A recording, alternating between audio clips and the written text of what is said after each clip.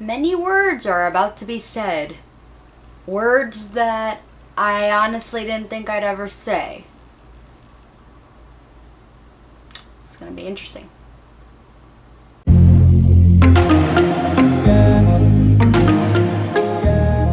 Hey guys, Silent Violet here, and yeah, if you clicked on this video, you know what's coming, so I'm just gonna come right out and say it. I got a tattoo.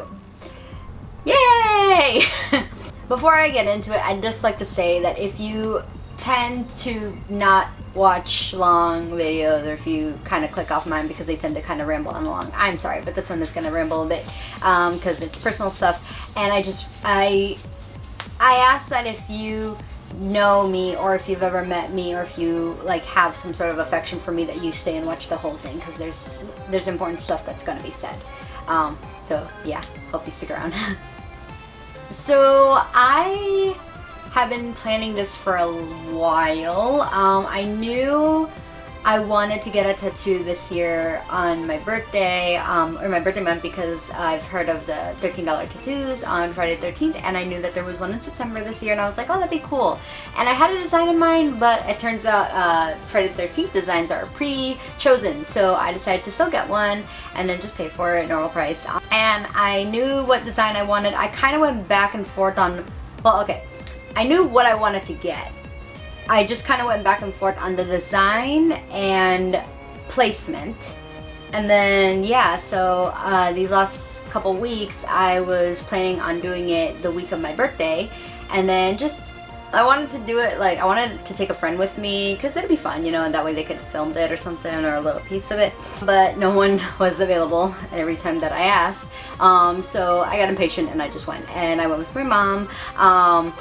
And it was kind of funny because what we were at, because I went beforehand, and it's a tattoo shop that's inside a mall that I go to normally, and I went first to ask some questions about it and to get sort of like a price estimate, you know, a ballpark figure, and I did my research beforehand, which we will get into, and then yeah, so I went and I did it, and it didn't hurt as much as I thought I did, and it wasn't a bad price, and I really like it. So that's the short story. The longer part kind of goes into, well, I wanted to talk a little bit about what it was like and things like that in my choice. So the actual design I wanted to get was of the Esmeralda flower. I really wanted something, you know, nice. And for a while I didn't know what design I wanted to get, but I decided on the Esmeralda for a couple reasons. One, I really like the story behind it. I am very much the romantic. I love, you know, all these sad stories that make me cry at the end and things like that, or especially if they get a happy ending or something, or if they don't, either way. My favorite musical is Phantom of the Opera, and the story of the Legend of the Esmeralda Flower is very similar to that.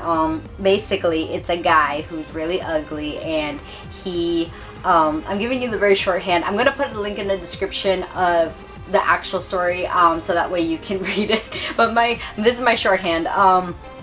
This guy's really ugly, and he lives in a tower. He put himself in a tower, but he can get out. But he lives in a tower because he doesn't want anyone to see him. And his pride and joy, like the Phantom lives in a basement and has his music and opera house extortion, and booby trap building, and young girl soprano tutoring. Anyway, this guy has his garden, and he makes, you know, he grows these beautiful flowers, and then one day someone starts taking them, and he gets rightfully pissed, and he's like, okay, who's coming in here snatching my flowers? And so he lies in wait to see, and the person stealing them is the most beautiful girl he's ever seen in his entire life, and he immediately falls in love with her, as you do. And so he learns that the reason why she's stealing these flowers is because she's poor, and she sells them in the town. And so he decides to create the most beautiful flower ever, so that way she could sell it and get a lot of money and not be poor anymore. And so he spends all this time, you know, creating this flower, and it becomes the Esmeralda flower. The Esmeralda flower, I should probably have mentioned earlier, doesn't actually exist. It's just part of the story. Anyway, back to the story. I'm really bad at this. Wow. I'm bad at storytelling. Anyway, So he finally creates it, and all throughout this he is like, no, I cannot show myself to her. I'm gonna do this for her, but I can't show myself to her because I am ugly and she will be afraid of me if she sees my face. Again, parallels to Phantom, so you can see why I like this story. But that's about where the parallels end, because then what happens is that he plants the garden with the flowers, with the smell of the flowers in his garden, and she doesn't come. And so he gets really confused and it's like, where is she? So he disguises himself and goes into town and inquires about her. And it turns out she has died from insert whatever sickness poor people in that time frame get here. So yeah, and it's very, so the moral, sorry, not even the moral, but like the takeaway is that the meaning of the Esmeralda flower is the truth I couldn't tell, or the truth untold. And if you recall, a certain K-pop group that I really like happens to have a song called The Truth Untold featuring Steve Aoki. So yes, this is in fact related to BTS in some way. They didn't make the story, but they drew inspiration from it. They use the Esmeralda flowers in many of their, you know, music videos and promotional imagery and things like that. And yes, of course, there is the song. It is a song that is featuring just the vocalist. The rappers are not included in the song, and it's a very emotional song that gets me teary-eyed every time I listen to it. And I really like that song. I love the story, but I think the biggest reason why I decided to get the Esmeralda as my first and probably only tattoo is the meaning behind it, the truth I couldn't tell. Without getting too into the nitty-gritty details, that is something I can relate to a lot. There have been a lot of times in my life where I feel like I have a truth I can't tell, or I have something that I want to say and I feel like I shouldn't or can't. Whether it's because, you know, sometimes the truth is not kind, and I chose to be kind rather than honest. Sometimes it's because I feel I don't have the right to tell my truth. I don't feel like I deserve it, or sometimes I don't want to draw attention to myself, or I feel like, you know, it'll just cause problems if I tell it, or things like that. And there are many truths that have been like that, you know, little ones and big ones. Most of it happened during that time in my life where I had a lot of internal self-hatred, and there were problems with my mom and with the kidney failure and things like that. So a lot of times I felt like I had to quiet myself for the greater good. Yes, that. A little humor to insert in this Inks Fest. But yeah, I also, but it's not like, and I'm not saying that you should do that. I'm saying, if anything, if you have a truth, whatever it is, you should say it, because the truth always does come out one way or another. And in a lot of ways, the truths that I felt I couldn't tell in the past have come out, and some of them haven't, and I don't know if they ever will. Maybe they will, maybe they won't. And there are even to this day some truths that I feel like I can't say, or, well, let me put it to you this way. I've gotten better at it. I've gotten better at telling my truth. So nowadays, if something bothers me, or if I feel something isn't right, I feel a lot more comfortable saying it and, you know, telling people than like maybe a couple years ago, where I would just keep it inside. And keeping it inside is not a good thing. I am aware of that. I am working on it, and I feel like I've come a long way with that. The same way I've come a long way with like the whole self-hatred thing. I don't actually hate myself anymore. I have a lot of love for myself. There are days, of course, that are hard, and I do still have my self-deprecating sense of humor. But the truth is, I do really care for myself now, and I do like myself. I do love myself now a lot more than I did years ago. I'm still learning, obviously, but it's gotten a lot better, and I've gotten a lot better of telling my truths. Now, then why would I get this flower? It's like a reminder that there are two things that kind of this tattoo means to me. One is that even throughout the times where I felt I couldn't tell my truth to anybody I know in my life, there was always one person who could hear them, and that was God. And that means a lot to me, because I know that means that someone at least was listening. And that should be enough, but we're human and we're fickle, and we want other people to know. So that's fine, obviously, though. And the second is, you know, my channel name Silent Violet. That's sort of like a running joke I've had for like years now since I started cosmetology school. It was a joke. That was sort of my nickname when we would play games and stuff and teams and stuff. And so I made it into my channel name, and it's like on my Instagram and my Twitter handle. And so like I find the irony of it. It's not a violet per se, but it is a type of flower, and there's talking about the truth that you can't tell, keeping silent. So it's sort of like a silent violet. Hey! I just ruined it, didn't I? I ruined a beautiful meeting, didn't I? Yeah, that's what I do. I ruin things. Hey! Nice to meet you. I'm Carla and I ruin things. So yeah, that's why I did it. And it's because it has to do with BTS, which I really like. It has a beautiful meaning, and it just really looks pretty. So now as for the actual designs, I know this is getting kind of long-winded, and trust me, it's gonna get longer later. So as for the design, at first I wanted to do the decal, the Smeralda decal that BTS uses, and I thought about putting it on my right shoulder blade. But then I was like, but what about the actual flower then? You know, like a realistic picture of it. And I kind of went back and forth between the decal and that. There were a couple of images I saw that I really liked before I really narrowed it down between one. It was this one. I narrowed it down between this one and the decal. And then I also was back and forth where I put it. Well, at first, really, but way long ago, I wanted to put it like here, but then I heard that hurts, and I'm like, haha, no. So then it was like the shoulder blade, but I was like, then I won't be able to see it. So then I thought maybe in the inside of my arm. And then I finally narrowed it down to this picture and the inside of my arm. So I went and I did it, and I went. Today is October 2nd. I went last Friday. Today is a Wednesday, and I went last Friday. And I went in the morning with my mom, and I got it done in about half an hour. The girl Heidi who did it did a great job, and so yeah, it's done. It's healed. I had the plastic on for 4 days. I'm gonna put in a little clip of me like peeling it off for the first time. It'll be kind of funny. But yeah, so you guys are probably wondering, well, just show us the darn thing. I've got pictures too. I just want to look at them as I guide myself. It was very exciting. It definitely did hurt a bit. It was a stinging motion. It was kind of stinging, and it hurt a little more the higher she went up on my arm. And then it really stung on the way home, and then I took some Tylenol, and it was great. But yeah, so here it is. For the first time, you guys, my tattoo on camera. Ta-da!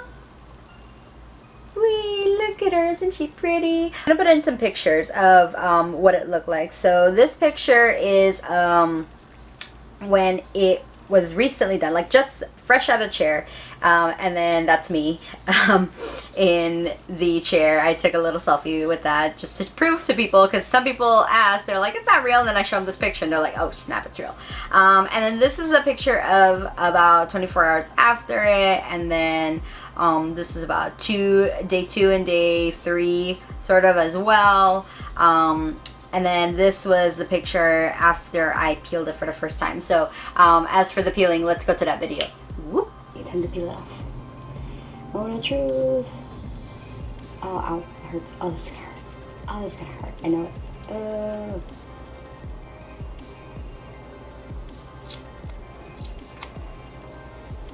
Maybe if I run some water. Yeah, the water definitely helps.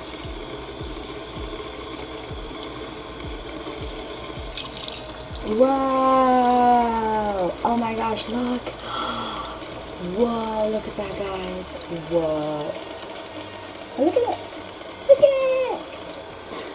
Oh, she's a little red. Okay. So now we gotta wash her gently. Oh, she looks so beautiful. Okay, so I'm using the dial. So this is what is very recommended to me. So we're gonna use a little bit of mild soap to wash the area. My arm feels tingly.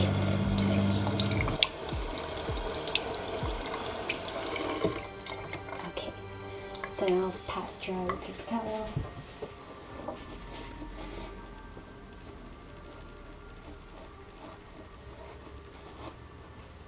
Oh, ow, she's starting to sting a little bit. Interesting.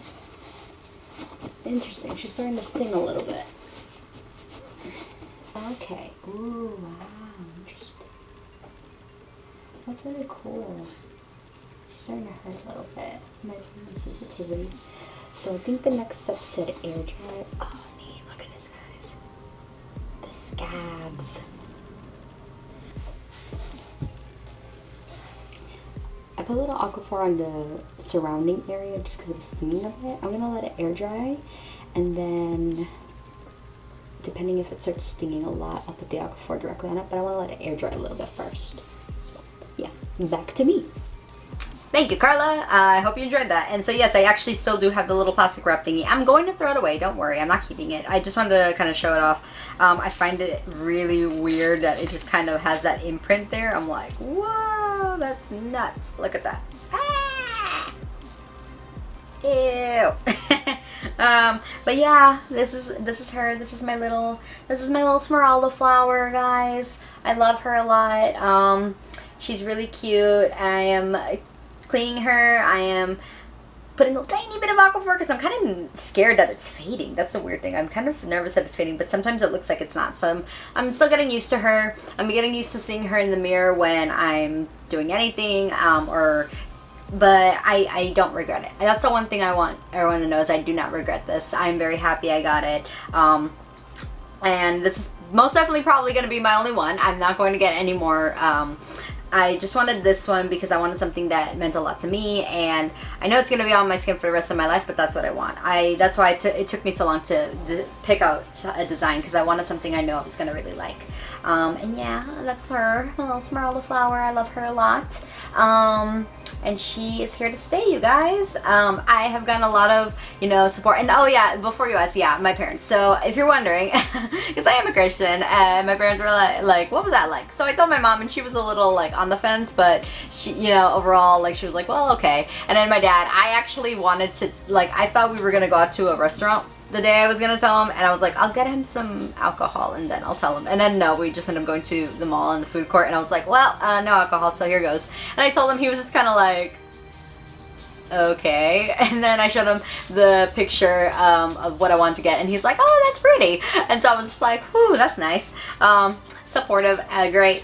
And so yeah, with that, I just went ahead and I did it. I didn't tell anybody I was going to do, except a couple of my friends. The friends I asked to come with, but they were not able to. But yeah, they're finding out now that I did it, so surprise, guys. I didn't actually tell anyone except people I work with, because I showed up with it. And I was just like, look, guys, because I told them I was planning it. They knew I was planning it.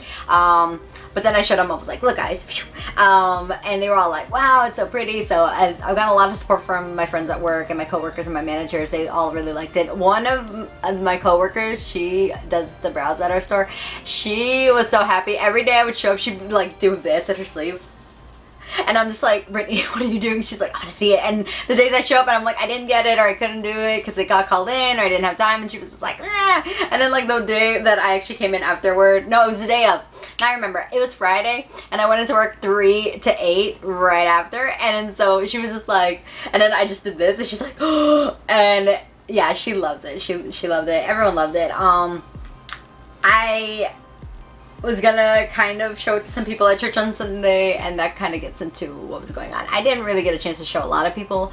The few I did were a little skeptic. But that brings us to the other part of this video. This video is titled, I Got a Tattoo and My Mom Got Something Else. No, she did not get a tattoo. She does want some piercings though. She wants like a couple piercings in one ear. We were at this shop and she was just like, hey, like how much do they cost? I'm like, okay, 45 for one or 2 for 80. She's like, that's a good deal. So yeah, this gets into what my mom did get. It was not a tattoo and it was not piercings. It's something else. On Sunday, September 29th, my mom and I were at church. I was in the technical booth getting ready for the worship service, and my mom was in her Sunday school class. And I got a phone call from my dad who said he needed to talk with my mom really urgently. And I asked him what was going on, and he said, you need to have your mom call me back because there's someone from the hospital, I'm not saying what name, but the hospital, who needs to talk with her.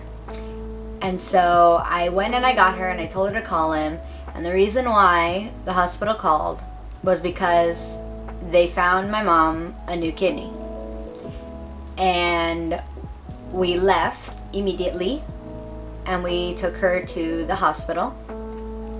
And I had to go to work. I'm sorry, I could not call out because I know what it feels like. And they had to do exams first. They had to do a lot of exams to make sure that the kidney was actually compatible.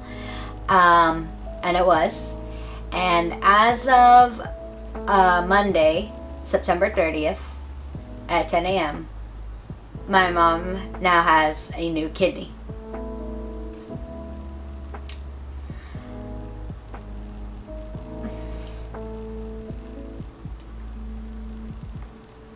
This is a day that we had been praying for a long time.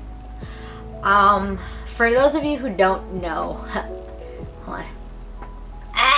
Yeet the tears. Okay. For those of you who don't know, my mom was diagnosed with kidney failure in November of 2010. She did not have any symptoms. She actually used to work at my old elementary school, and they asked for all the employees to go and get a physical.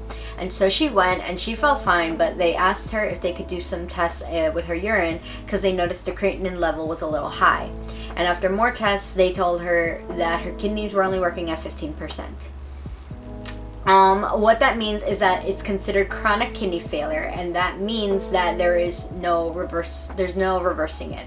So when someone's kidneys start to fail, when they're around 50% or stuff like that, dialysis, it can be used to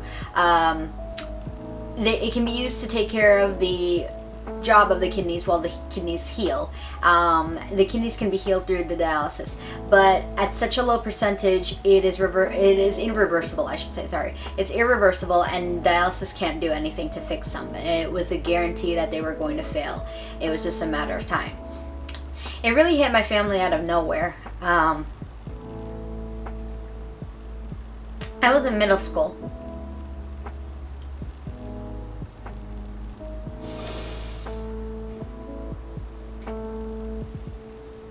I was in middle school, and this was during a time in my life where I had all that self-hatred I mentioned earlier. I had friends. I'm not going to say I was friendless because that's a lie. I had lots. I had many friends. I had friends and I had many acquaintances, and they did care about me. I'm not going to say they didn't. That was still just a me problem. So that's sort of what I meant when I said truths untold. Like, I felt at that time I couldn't really talk about anything like that because my mom, suddenly her kidneys aren't working.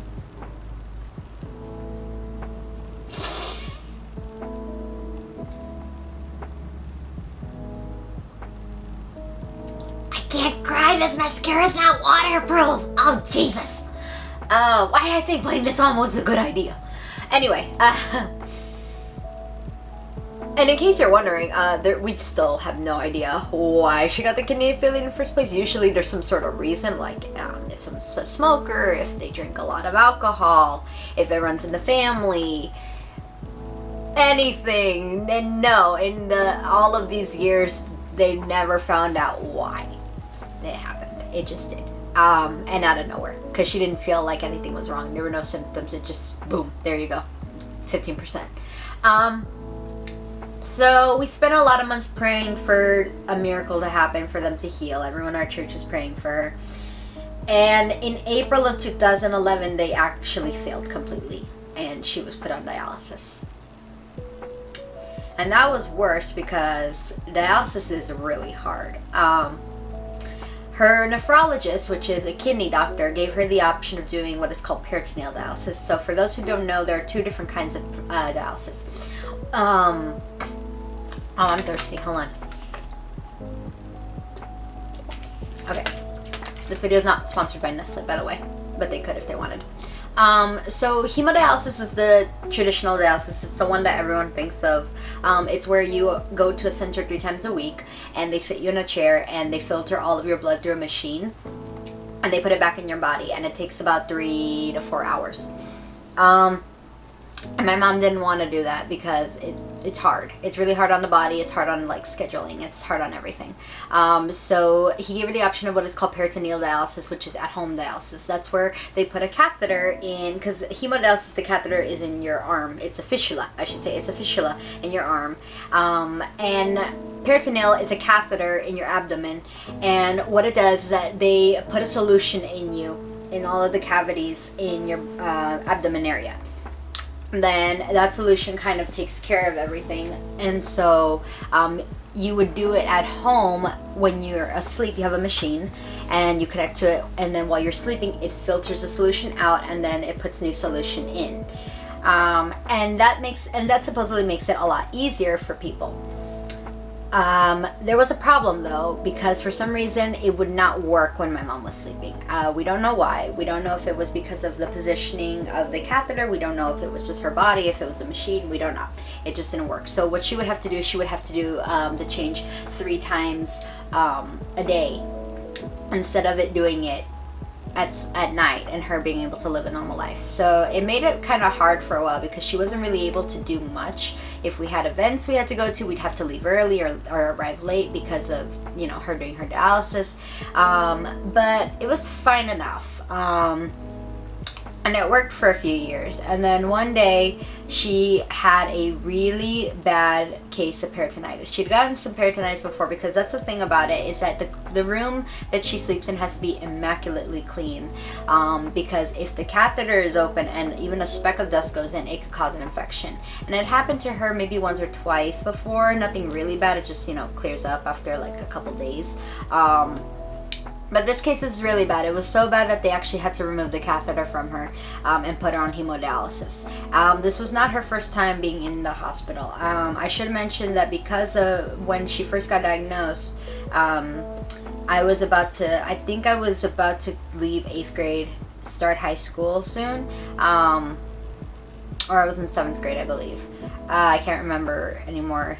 But point is that I actually told my parents that I would be willing to do at home, like homeschool through Florida Virtual School, which now students use for one class. I would use them for all of my classes, so that way I could actually be at home with her, because in that time she was sort of in and out of hospitals and I wanted to be with her. And my dad is very supportive through all this. But he's more the financial support. He has to work, because now my mom can't work anymore. She'd get disability from the government, but she wasn't able to work. And so I would be the emotional support. I was completely willing to do it. I know a lot of people are like, oh, you gave up high school years. I was also bullied in middle school, so I didn't really care to go to high school. And so, you know, when she would be in hospital, I'd take my iPad with me and I would do my schoolwork right next to her hospital bed, and I would camp out there and I'd spend a week there. However long she was there, I would spend it with her. And that was fine. And I don't regret doing it at all. She's my mom and I love her, and of course I do it for her. I do it for her again if I had to. And also, you know what, hospital cafeteria food ain't bad. I mean, the St. Joseph's that we would normally go to, their hospital food was actually pretty good, so it wasn't that bad. There were a lot of cases where she would have to go to hospital. There was one instance where she had to go because her salt level was too high, so she was in the ICU. There was a particularly really bad December where she was admitted into the hospital about 3 or 4 times, and we would have to go to the emergency room, or at least she would have to go to the emergency 3 or 4 times because of, you know, complications, the dialysis, the peritonitis. This was during the peritoneal years, I like to call them. And this was also the December where we actually had to spend the week of Christmas in a hospital, and she was really depressed. And that's definitely one of the instances that come into my mind when I say the truth I couldn't tell, because who wants to spend Christmas in the hospital? But I would put on a brave face and tell her that it was okay, and that we would make it really fun. And I remember the night of Christmas Eve, she was crying the entire night, and I would just put on a smile for her. And then when she and my dad were sleeping, I started to cry because I didn't want her to hear me, so I would cry when they were sleeping. Damn girl is not waterproof. She great at giving volume, but she ain't waterproof. Why didn't I put on roller lash? So yeah, it sucked a lot. It sucked a lot. So after this case of peritonitis, and they told her, we have to put you on hemo, she made the decision to stay on hemo. Like for now, the fistula was in her neck, and then they would eventually move one into her arm, because she said that she was tired of all of that, having to deal with the peritonitis and having to deal with like not really getting any free time, having to do that 3 times a day. So she made a decision, and for about, I want to say 3 years now, she's been doing hemo. Thank God we live like literally 4 minutes away from a center where she goes to, so she's able to drive herself there and back. She would go Tuesdays and Thursdays and Saturdays, and that left Sundays free because Sundays they were closed, and then on the day she had off she would do everything else, and she would still walk. Like a lot of people would come out of dialysis in that center and they like immediately go home and sleep for hours, but my mom is so strong. She just needs to rest for maybe a couple hours and she's already up and at it doing stuff. And it was a lot. Once she was actually, I started cosmetology school during this time. I started in 2016. It was January 11th of 2016. I started cosmetology school, and she would take me, and I wanna say that like I appreciate my mom so much. Like I love her so much. She's the best. And she's so strong because she's had to deal with a lot of shit with this. So me and my dad, but she's the one that has to take the worst of it, and she never gave up. She always fought to get herself on the waiting list for a kidney transplant. She always kept going to church. She still has her faith in God, and I don't know anyone stronger than my mom. I'm sorry, but like my mom is probably the strongest person I know. So yeah, the actual getting on the kidney list, that was another battle. To those who are wondering, getting on a transplant list is a lot of hard work, and it involves a lot of tests. So basically, whoever is trying to get a new organ, in this case a kidney, has to do a lot of tests to make sure that they qualify for it, that their body is healthy enough for it, that it's strong enough for it, that it's going to be able to take a serious operation like that. They also have to show a lot of discipline in their current lifestyle. They don't want to give a kidney to someone who's not going to take care of it. And they also have to have a certain amount of money. I'm not going to say how much, but a kidney operation costs $1 million. But like when you're a kidney patient, you actually have insurances that will cover it. What the insurances will not cover is the medication you have to take every single day for the rest of your life after you get a kidney. What this medication does is that it keeps the immune system low enough that the body doesn't reject the organ. And this means that, you know, you get a working kidney, but you are also more prone to illnesses, so you have to take care of yourself afterward, like extra hard. The medication, however, is not covered by the insurances, really, so you have to have a certain amount on hand, ready in a bank account to show, yes, I have this amount, so if, let's say, the day of tomorrow I'm getting called for a new kidney, I can pay for it for the first few months, like once after the insurance, you know, kicks in, or once it like gets taken away, because you no longer need it because you have a kidney, you have the way to pay for your medication. Without the medication, the organ will fail. All of this gets put together in a folder. You have to go to a certain class as well where they teach you about, and this is a class that anyone takes, whether they're just gotten the news that they are now have kidney failure, or if they are about to start dialysis, or if they are on dialysis like my mom was, and they're trying to get on the list. It goes through everything and explains everything, so you have to attend that class, and then all of this information gets put together. You talk with a social worker and a financial coordinator and a dietitian, and all of this gets presented to the board. There is actually a board of people, a board of doctors and people who are from the Kidney Foundation, and they are the ones who will decide if you qualify as a candidate. And if they say that you are, then you are put on the list. If you are not, then you are not put on the list. when you are put on the list, depending on your blood type, it depends on how many years you would have to wait. So my mom is a blood type A negative. Usually that would be about 3 to 5 years waiting for a kidney of that blood type. And again, just because a kidney is found that is A negative doesn't automatically mean that it is compatible to her body. She would have to do the test like she did, and if it is, then it would work.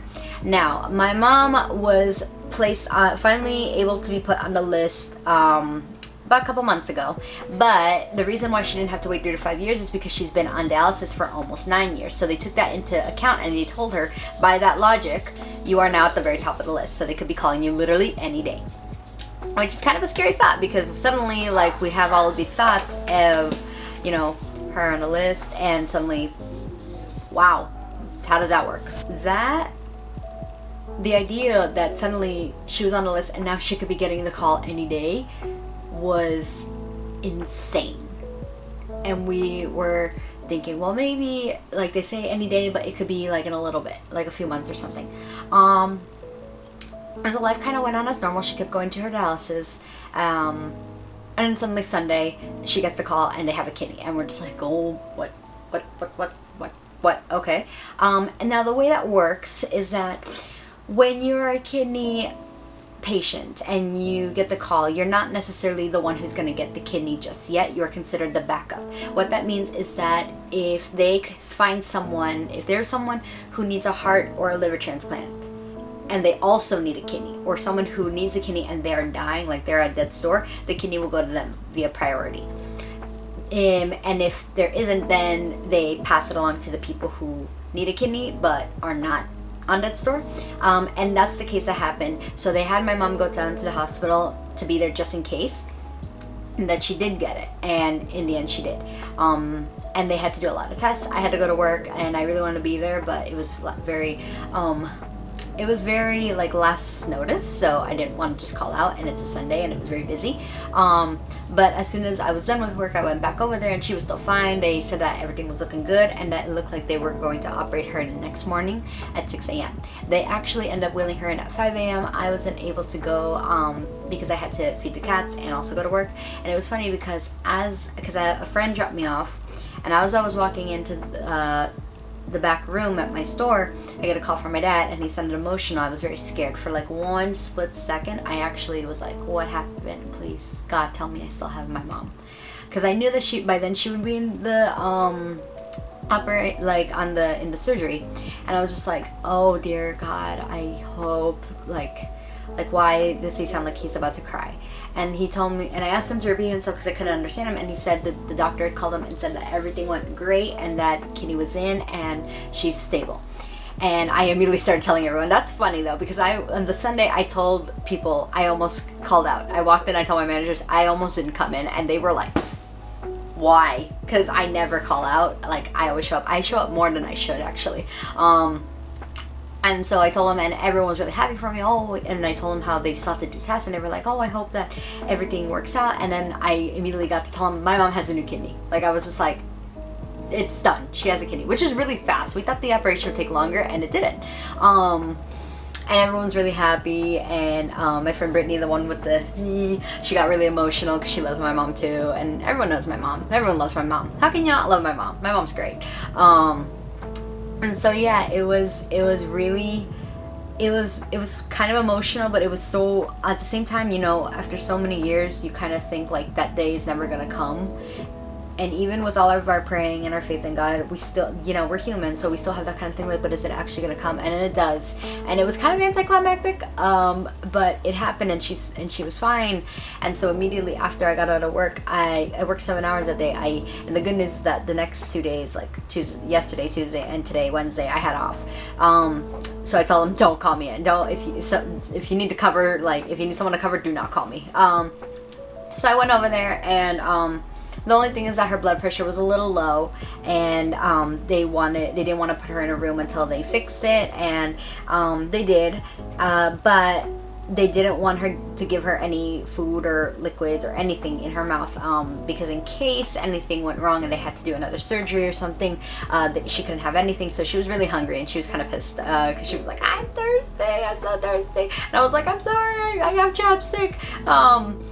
And we went to visit her, and we were there for a while, and then we went home, and I've been taking care of the cats and the house, and my dad's been working. Well, yesterday we actually worked in her room getting it ready for her, so that way, because that's the thing, after a kidney transplant you're not really allowed to leave your house for 6 months, and except for your doctor's appointments every week to make sure that the kidney's still working okay. And when you do leave, you have to wear a surgical mask. At home, you have to, like, your room has to be immaculate clean, like super clean. So we've been getting her room ready, and we went to visit her, and she was better. They gave her food, and so the only thing is that they wouldn't let her stand up, because they wanted to make sure that her hemoglobin was good. It was at 6, and then it rose to 8, which is good, but then it dropped down. It was at 8.6, and then it dropped down to 8.1, so they just want to make sure that it was going to be okay before they let her stand up. And so they said, oh well, if she's good by tomorrow, she should be okay to stand up. And so we hung out. My brother and his wife came by, and we were talking, and she was doing so much better. And that's what everyone says. They're like, I can't believe she's already receiving visitors. Like, she looks fine. So this morning she called me, and she told me that they let her stand up and walk around a bit. But since she's still weak, she's not standing up completely, but it's fine. And she's doing a lot better. And today, probably later, I'm gonna go see her again. But yeah, that is just the beginning. To her new life. She gets more freedom now. She has a working kidney. And the other, like, I think it was yesterday or the day before, it was on Monday, when she told us when we went to go visit her, she's like, I actually peed. And I got a little emotional because I was just like, oh my god, like, she hasn't been able to pee in years. And like, for her to be like, yeah, no, I actually can pee, it's like, oh my god. And so yeah, so now this means that she'll have so much more freedom. She doesn't have to do dialysis anymore. She told everyone, because she called the center to let them know she wasn't going to be showing up anymore, and everyone was really happy for her. All of our family, our church family, our actual family, like blood family, I should say, our neighbors, our co-workers, like, everyone's so happy for her. And I wanted to take a minute to, like, thank anyone who's ever prayed for her or thought about her or sent out good vibes for her, because it does matter. It means a lot. And I'm just so grateful to God that this day actually came. Like, my mom has a new kidney. My mom has a new kidney. It's funny because actually a week ago I lost this ring, and it was yesterday that I found it. And this ring is really important because this was a gift from my mom. It's silver and has my birthstone, the sapphire, in it. And it's not necessarily a purity ring, although it kind of is, but it also, to me, it just kind of represents the people I love in my life, especially my mom. And it also kind of like gives me hope that one day, you know, I'll have someone to put a ring on the other finger. But like, when I thought I lost this ring, I felt so sad, and I felt like, you know, I don't know, I just felt really sad about it, because this is one of my favorite pieces of jewelry. I wear this all the time. And so when I found it yesterday, of all days, it felt like that was a sign from God, be like, everything's gonna be okay. Like, the worst, the actual worst is now behind us. And what has been nearly a decade, like almost 9 years of, we're coming up on, I want to say like 9 years of her with kidney failure, it's over, because she has a new kidney, and she's gonna take great care of it. Because I know my mom, she's so disciplined with this stuff. Like, she's amazing. So yeah, that's yeah, my mom has a new kidney. I don't get tired of saying it. So yeah, that's the big news. I got a tattoo and my mom got a kidney. Everyone wins, yay! No, but seriously guys, I really want to thank you if you've made it all the way through this video. I had planned to just talk about my tattoo and make it really short, but then this happened, and I wanted to talk about it because it means a lot to me. It really does.